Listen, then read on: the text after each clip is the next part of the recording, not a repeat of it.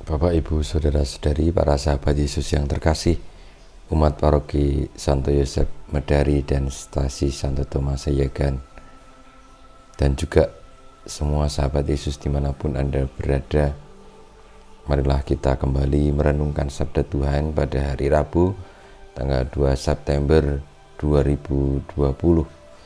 Semoga kita semua dalam situasi-situasi saat ini, ketika kita belum boleh melakukan banyak hal secara normal karena harus tetap menjaga jarak, dengan tetap menerapkan protokol demi keselamatan kita semua dan agar kita terhindar dari virus corona, kita tetap diberikan kekuatan, semangat, kesabaran, kebahagiaan, kesehatan.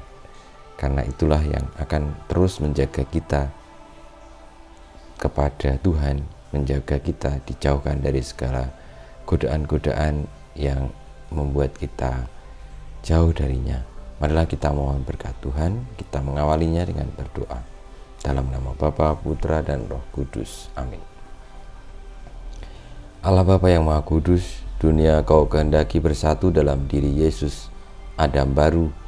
Kami mohon diberi semangatnya agar selalu menghormati dan mengakui namanya yang kudus, sebab Dialah Tuhan pengantara kami, yang bersama Dikau dalam persatuan dengan Roh Kudus, hidup dan berkuasa Allah sepanjang segala masa. Amin.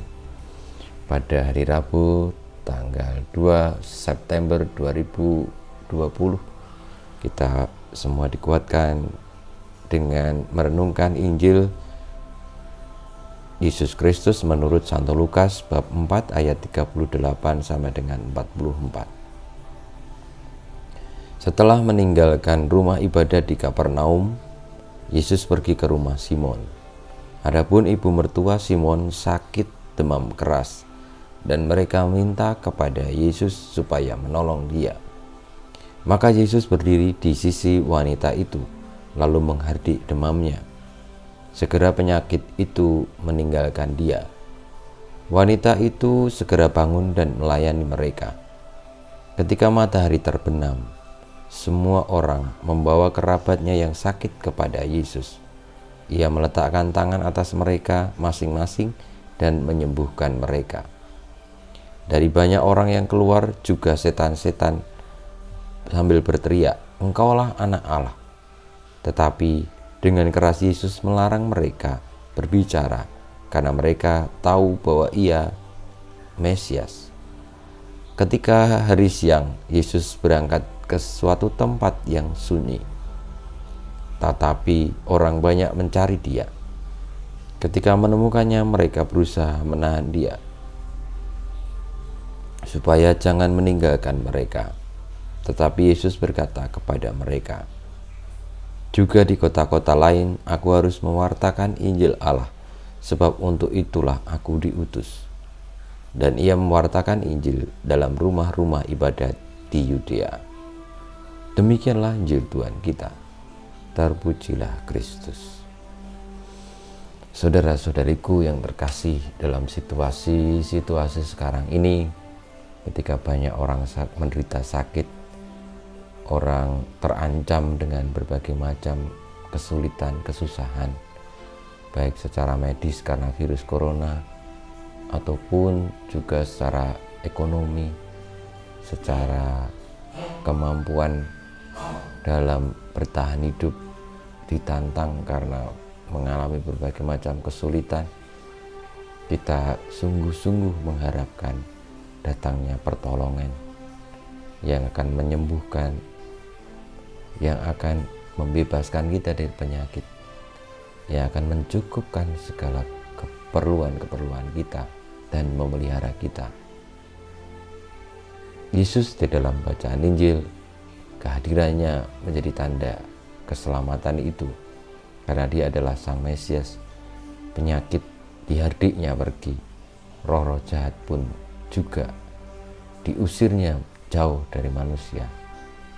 Dan akhirnya ketika ada orang yang ingin agar kebahagiaan itu tetap tinggal di situ dengan adanya Yesus, Yesus mengatakan bahwa keselamatan tidak hanya diperuntukkan bagi beberapa orang saja, tetapi bagi seluruh manusia siapapun itu.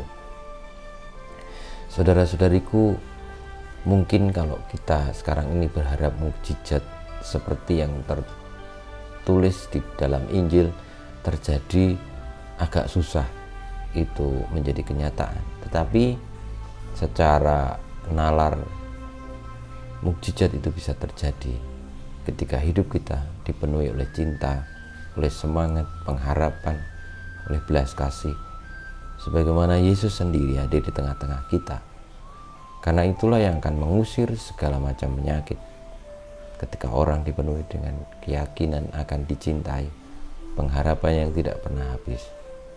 Hanya kadang-kadang kita sendiri untuk menyadari, mengakui, mempercayai hal itu masih terlalu banyak godaan, sehingga mukjizat tidak terjadi karena kita mengharapkan sesuatu yang instan, yang cepat, bahkan melalui jalan pintas, sehingga keinginan-keinginan yang dipenuhi sekedar bukan yang sejati, tetapi lebih pada ketakutan hidup ini, supaya kita tidak lagi mengalaminya.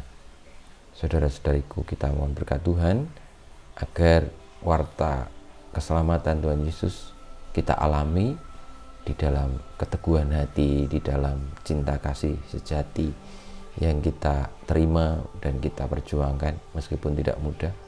Dan dengan demikian, sebagaimana Yesus Sang Mesias yang mewartakan juga untuk setiap orang, semua orang, kita pun tergerak untuk mewartakan itu kepada siapapun juga di sekitar kita, terlebih bagi mereka yang saat ini sedang sakit, sedang mengalami penderitaan karena kemiskinan, karena kekurangan, karena beban berat.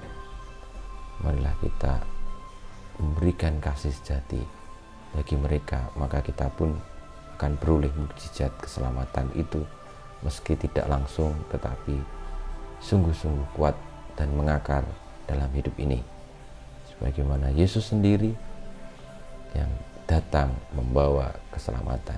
Kemuliaan kepada Bapa, Putra, dan Roh Kudus, seperti pada permulaan, sekarang, selalu, dan sepanjang segala abad. Amin.